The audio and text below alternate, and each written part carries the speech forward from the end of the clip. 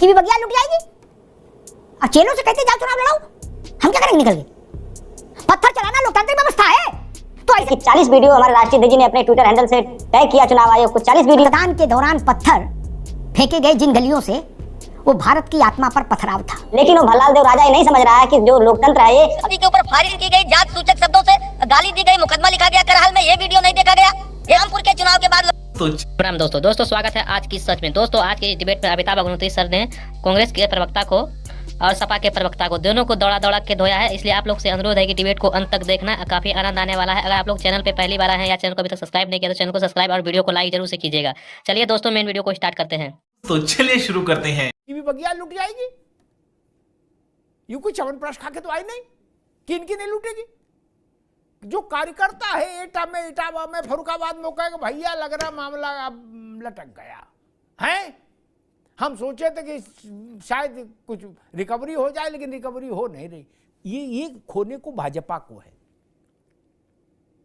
अगर खोने को कुछ नहीं होता मेरे भाई, तो योगी जी और अखिलेश जी चेलों से कहते जाओ चुनाव लड़ाओ, हम क्या करेंगे निकल के?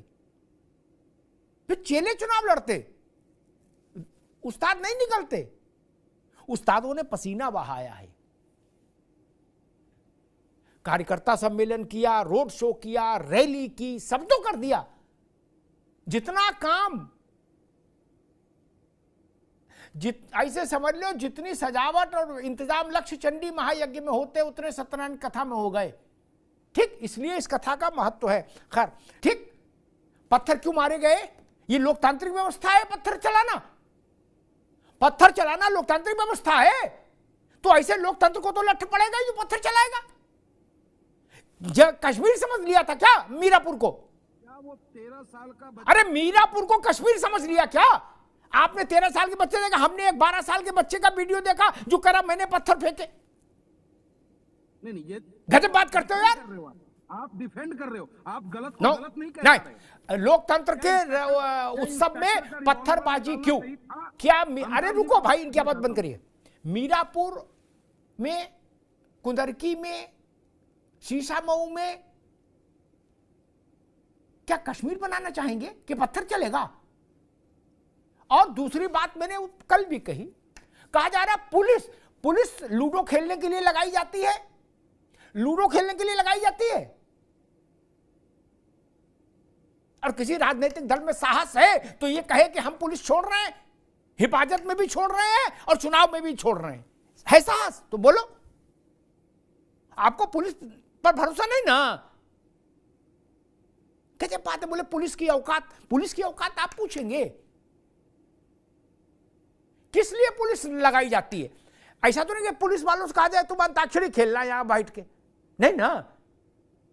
पत्थर चलेगा तो कानून व्यवस्था की स्थिति को दुरुस्त रखना पुलिस की जिम्मेदारी है। ये जान लीजिए, चुनाव हो और चाहे कथा भागवत हो चाहे नमाज हो, संभल में भी कानून व्यवस्था की स्थिति बनाए रखने की जिम्मेदारी पुलिस की है।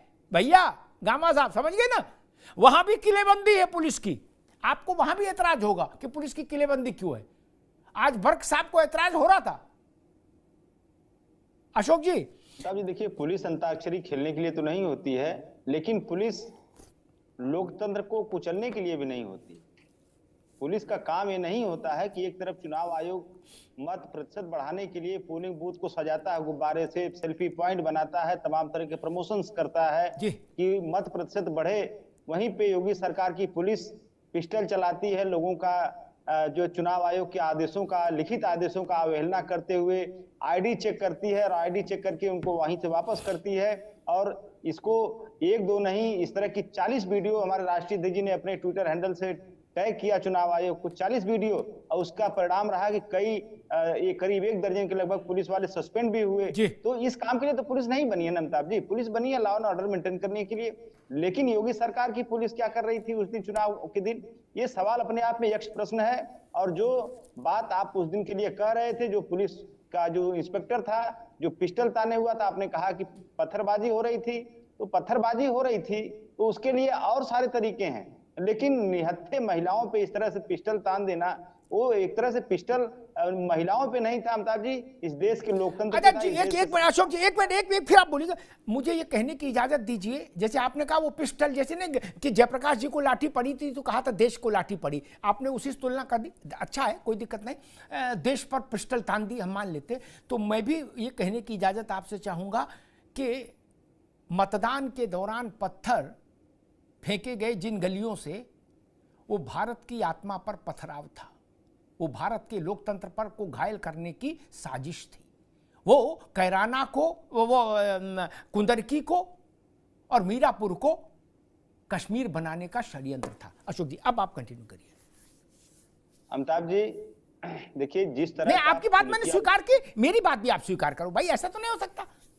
अमिताभ जी। जी देखिए, 2015 में एक मूवी आई थी बाहुबली, उसमें एक राजा का चित्रण किया गया था, जो राजा, उसका नाम भल्लाल देव था। वो राजा क्रूरता का, अन्याय का, अत्याचार का प्रतीक था वो राजा, और उसके सामने जो उसका जो प्रतिद्वंदी था वो जनता का सेवक था, जनता का प्रिय नेता था।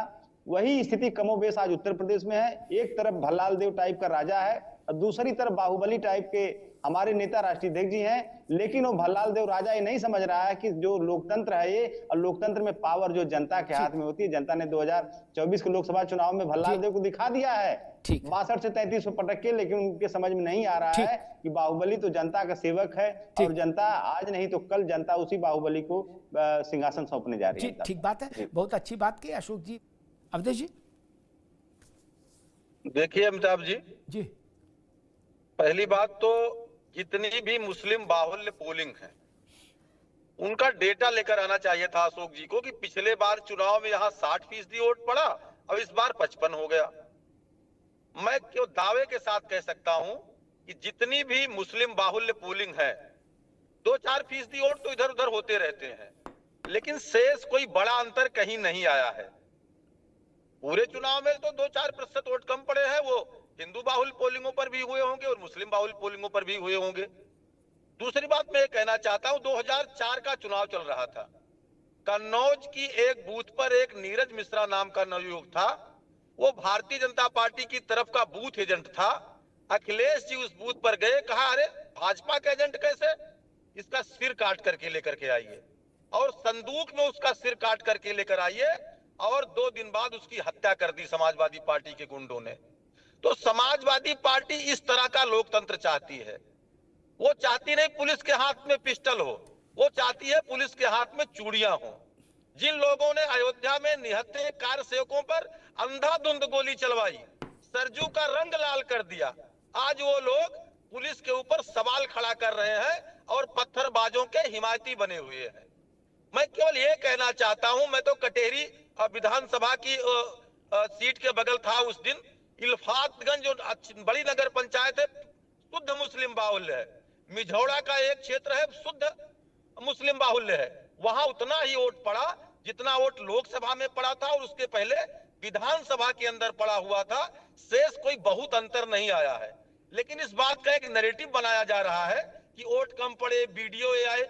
मैं आपसे आग्रह करना चाहता हूं, इनको वो 2 वीडियो दिखाइए जो कन्नौज के दलित बेटी के माँ का है और बाप का है, जिसने एक दिन पहले कहा मैं समाजवादी पार्टी को वोट नहीं दूंगी, उसका अपहरण कर लिया गया और बर्बरता के साथ उसकी हत्या की गई। क्या ये वीडियो समाजवादी पार्टी के नेताओं ने नहीं देखा? क्या एक दूसरी पोलिंग पर एक दलित व्यक्ति के ऊपर फायरिंग की गई, जात सूचक शब्दों से गाली दी गई, मुकदमा लिखा गया करहल में, ये वीडियो नहीं देखा गया? ये वीडियो का समाजवादी पार्टी को नहीं देखना चाहिए? अमिताभ जी, हकीकत यह है कि लोकसभा चुनाव के अंदर जो नैरेटिव खड़ा किया था, अफवाह और भय का जो वातावरण था, कुछ दलित वोट चले गए थे समाजवादी पार्टी में, उन्होंने वापसी की है और भारी संख्या में भारतीय जनता पार्टी को मतदान किया है। कुछ बहुजन समाज पार्टी की भी तरफ गए हैं। कल जब आप इसका विश्लेषण करेंगे तो साफ ये चीजें निकल करके आएंगी और धरातल खिसक गया है समाजवादी पार्टी का। इस प्रकार का मतदान हुआ है योगी जी के सुशासन और विकास पर।